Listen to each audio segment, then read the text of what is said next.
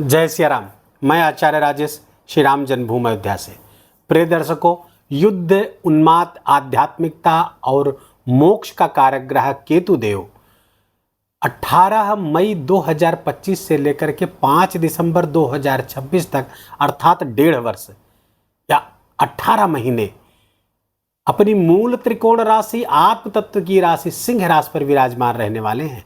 ये चूंकि मूल त्रिकोण राशि होती है केतु की, तो यहाँ पर उच्च के समान परिणाम देने के लिए बाध्य होते हैं केतु देव। तो केतु बहुत अच्छे परिणाम लेकर के आया हुआ है, लेकिन कुछ सजगता, कुछ सतर्कता की भी आवश्यकता होगी। कारण क्या है कि सिंह राशि या किसी भी राशि पर जब राहु और केतु होते हैं तो उसी राशि का मुखौटा ओढ़ लेते हैं, उसी की तरह वर्ताव करने लगते हैं। जिस ग्रह के साथ बैठते हैं उसी तरह का परिणाम भी देने लगते हैं। तो राशि और ग्रह ये उसी हिसाब से परिणाम जब देने लगते हैं तो यहाँ पर समझना थोड़ा मुश्किल हो जाता है, हमको कंफ्यूज करा देते हैं। केतु सिंह राशि पर अग्नि तत्वीय राशि पे रहेगा तो फायर की तरह यहाँ पर परिणाम देगा। इसीलिए कहा गया है कि सिंह राशि पर केतु विद्रोही स्वभाव का हो जाता है, और जब विद्रोही स्वभाव का हो जाता है या सिंह राशि पर केतु आता है तो विद्रोह की घटनाएं वैश्विक स्तर पर दिखाई देती हैं। गृह युद्ध की संभावनाएं यहाँ पर बढ़ती हुई दिखती हैं। और आने वाले दिनों में मंगल का भी साथ मिलेगा केतु को, तो 2 अग्नितत्वीय राशि, मंगल भी अग्नितत्वीय और केतु के साथ जब बैठेंगे तो फायर बहुत बढ़ जाएगा, ज्वालामुखी योग बन जाएगा यहाँ पर, जिसके कारण से युद्ध की भयावह स्थितियाँ पैदा हो सकती हैं वैश्विक स्तर पर। हमारे साथ हमारे भारत और दुश्मन देश पाकिस्तान के साथ भी भले युद्ध विराम की स्थिति बनी हुई हो, लेकिन ये युद्ध कभी भी भड़क सकता है। पाक अपनी नापाक इरादों में कामयाब होने के लिए कुछ न कुछ करेगा अवश्य, इसी कारण से युद्ध भड़क सकता है। और इस बार युद्ध मात्र 2 देशों के मध्य नहीं होगा, इसमें और भी देश सम्मिलित हो सकते हैं। इसलिए हमको बहुत सजग और सतर्क रहने की आवश्यकता है इस केतु के गोचर में। अब इसका व्यक्तिगत स्तर पर क्या परिणाम प्राप्त होगा मीन राशि के जातकों को, तो आइए देखते हैं। 18 मई से चूंकि केतु सिंह राशि पर आ गए हैं, लेकिन इनका विशिष्ट परिणाम 29 मई से प्रारंभ होगा। स्पष्ट गोचर इनका 29 मई से प्रारंभ होगा, लेकिन परिणाम तो कुल मिलाकर 18 मई से देना प्रारंभ कर चुके हैं। तो पहले मीन राशि के जातकों के लिए केतु का 6ठे स्थान पर गोचर करना ये शत्रुहंता योग बना रहा है। शत्रुओं पर आप अपने हावी होंगे, अपने रोगों पर हावी होंगे। जो लंबे समय से आपको कोई रोग परेशान कर रहा था, उस रोग से आप निवृत्त हो जाएंगे। लेकिन उस रोग की निवृत्ति के लिए हो सकता है आपको छोटे मोटे ऑपरेशन से गुजरना पड़े, तो ऑपरेशन के द्वारा वो चिकित्सा आपकी हो जाएगी, उस रोग से आपको हमेशा के लिए मुक्ति हो जाएगी। तो ऑपरेशन भी अवश्यंभावी है और रोग से मुक्ति भी अवश्यंभावी है, रोग से मुक्त हो जाएंगे। कोई ऋण चल रहा है, कोई उधारी चल रही है, वो उससे भी आप मुक्त होते हुए देख रहे हैं। कोर्ट कचहरी का कोई मुकदमा चल रहा है, उसमें भी आपके पक्ष में निर्णय आने वाला है, उससे भी आप मुक्त हो जाएंगे। तो 6ठे स्थान पर रोग ऋण शत्रु से मुक्ति दिलाते हुए केतु दिख रहे हैं, लेकिन दुर्घटना और ऑपरेशन 2 चीज़ों से आपको बच के रहना होगा। ये चीज़ें भी आपके साथ यहाँ पर घटित होंगी।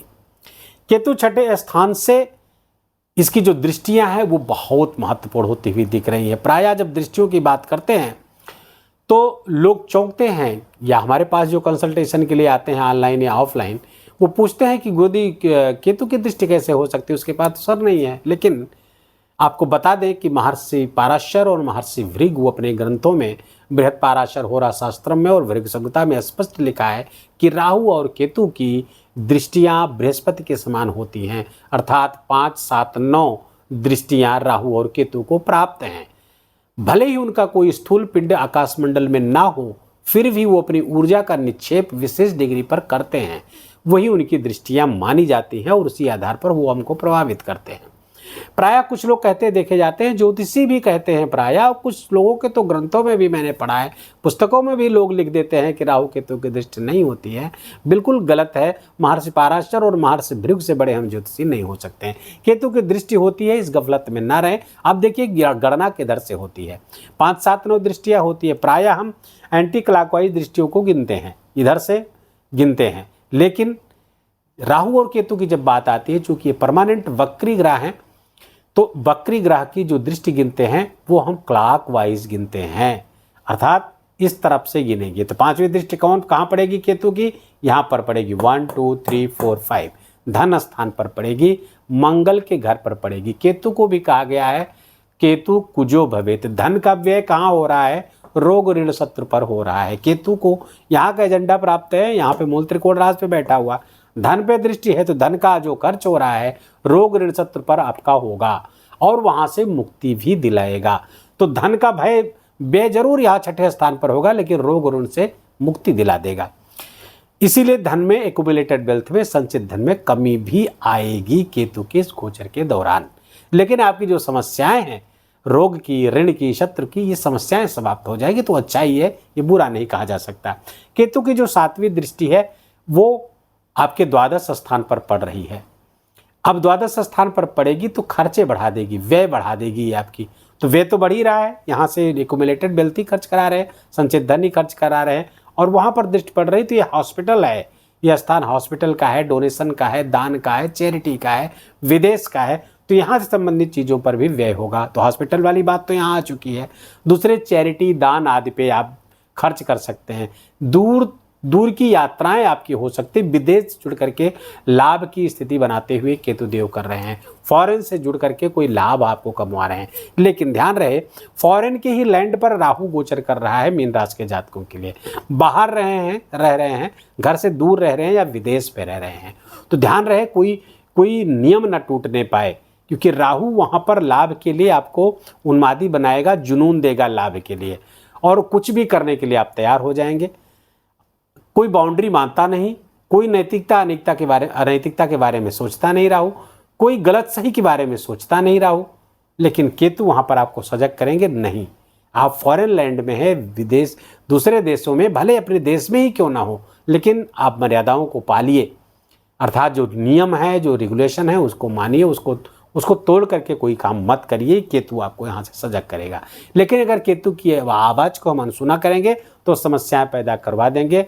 द्वादश स्थान के राहु हमको जेल तक की यात्रा भी करवा सकते हैं, इसलिए बहुत सावधान रहने की आवश्यकता है मीन राशि के जातकों को यदि आप बाहर रह रहे हैं तो। सामान्य तरीके से अगर चलता रहा तो आपको फॉरेन से लाभ की स्थिति होती हुई दिख रही है। दूर की यात्राएं, तीर्थ स्थानों की यात्राएं भी आपको करवा सकते हैं, गुरु आश्रमों की यात्राएं आपको करवाएंगे जिससे आपका लाभ होता हुआ दिखेगा। केतु की जो 9वीं दृष्टि है आपके कर्म स्थान पर पड़ रही, बड़ी अच्छी दृष्टि है। कर्म में उच्चता, कर्म में श्रेष्ठता, करियर में उन्नति होती हुई दिख रही है। अब चूंकि केतु आपके 9वें भाव यहाँ पे वृश्चिक राशि के कोलार्ड होकर के यहाँ बैठेंगे और 10वीं पे उनकी दृष्टि होगी, सर्विस के स्थान से देखेंगे तो नौकरी लगने की संभावनाएं मीन राशि के जातकों की प्रबल करेंगे केतु। जो लोग सर्विस के लिए प्रयास कर रहे हैं, नौकरी की तलाश कर रहे हैं, उनकी नौकरी की तलाश जरूर पूरी होगी। हो सकता है कि केतु के आते ही राहु केतु का जब परिवर्तन 18 मई को हुआ तो हो सकता है आपको जॉब से संबंधित कुछ समस्याएं पैदा हुई हो, लेकिन यही केतु अंततः और अच्छे पद पर आपको भेजने की तैयारी में है। आपको और अच्छे पद में और अच्छा डिजिग्नेशन प्राप्त होगा, उसकी चिंता न करें। यहाँ पर चूंकि 10वीं पे दृष्टि है केतु की तो वहाँ से लाभ आपको जरूर होगा। बड़ा पद प्राप्त कराते हुए दिख रहे हैं, बड़ी उपलब्धि पर प्राप्त कराते हुए दिख रहे हैं, राजमान्य कर रहे हैं, राजा से, अपने बॉस से आपकी अच्छे से यहाँ पर निभेगी। कुछ षड्यंत्र जरूर होगा आपके ऑफिस में, लेकिन अंततः आपको इवेंचुअली विजय आपकी होगी और आपके शत्रु पराभव को देखेंगे, परास्त होंगे।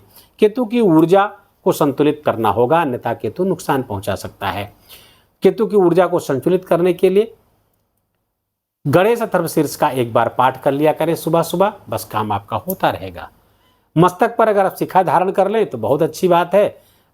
यदि आप घर पर या मंदिर पर भगवा रंग का तिकोना ध्वज लहरा देते हैं तो इससे भी केतु की ऊर्जा बहुत संतुलित हो सकती है।